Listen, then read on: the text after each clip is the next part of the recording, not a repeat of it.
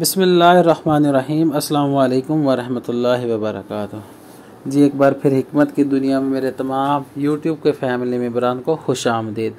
आज हाज़िर हैं एक नए मौजू के साथ, एक नई जड़ी बूटी के साथ, जिसको आम अल्फाज में जावत्री कहा जाता है या जलवत्री भी कहते हैं। इसके मतलब मज़ीद बात करने से पहले मेरी तमाम नए आने वाले दोस्त अहबाब से गुजारिश है कि हमारे चैनल को सब्सक्राइब कर दें और साथ में घंटी के बटन को दबा दें ताकि तमाम नई आने वाली वीडियो आप तक बआसानी मुयस्सर हों। बात करते हैं जलवत्री के मतलब। इसको अरबी में बसबासा कहा जाता है, फारसी में इसको बुज़बास कहा जाता है और संस्कृत में इसको जावत्री बोला जाता है, अंग्रेज़ी में इसको मैस कहते हैं। ये जायफल के ऊपर जो एक छिलका होता है उसको जलवत्री कहा जाता है, यानी कि जो ताज़ा जायफल होता है उसके ऊपर ये सब्ज़ कलर का छिलका होता है। ये सूख कर हल्का सा लाइट ब्राउन कलर अख्तियार कर जाता है। बात करते हैं इसके मिजाज के मतलब। इसका मिजाज है गर्म और खुशक दर्जा दोम में। इसकी जो खुराक है उसमें मुतज़ाद राय हैं हुक्मा हजरात की। कुछ हुक्मा हजरात इसको 1 ग्राम से 3 ग्राम तक इस्तेमाल कराते हैं और कुछ हुक्मा हजरात जो है इसको 1 ग्राम से भी कम कहते हैं इस्तेमाल किया जाए।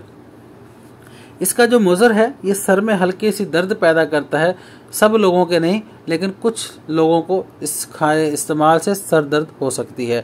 इसका जो मसले है वो आपने गूंद बबूल को इस्तेमाल करना है इसके साथ। इसका जो नेमल बदल है वो जायफल है। ये घर में गरम मसालों में इस्तेमाल होती है। इसकी बहुत प्यारी खुशबू होती है। अगर इसको गरम मसाले में इस्तेमाल किया जाए तो इस गरम मसाले की खुशबू ही अलग हो जाती है। अब बात करते हैं इसके फ़ायदे और इस्तेमाल की।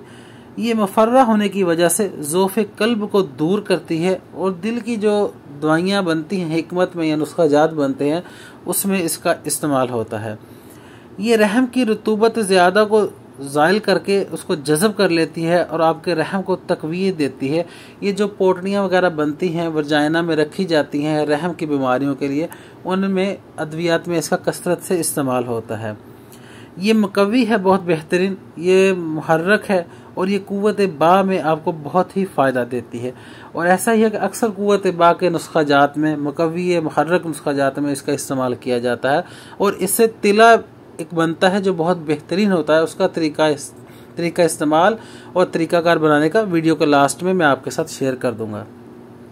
ये जिस्म से रियाह को खारिज करती है और आपके मैदे को ताकत देती है और आपके निज़ाम को बहुत बेहतर कर देती है और ये मुंह की बदबू को भी दूर कर देती है। उसका तरीका इस्तेमाल ये है कि आपने इसका थोड़ा सा पीस लेके मुंह के अंदर रख लेना है। इसको 10 से 15 मिनट रखना है और मुंह से फाजिल मवाद आपने खारिज करते रहना है, यानी कि जो थूका है उसको आपने बाहर फेंकते रहना है। उससे इंशाअल्लाह आपके मुंह की बदबू भी दूर हो जाएगी।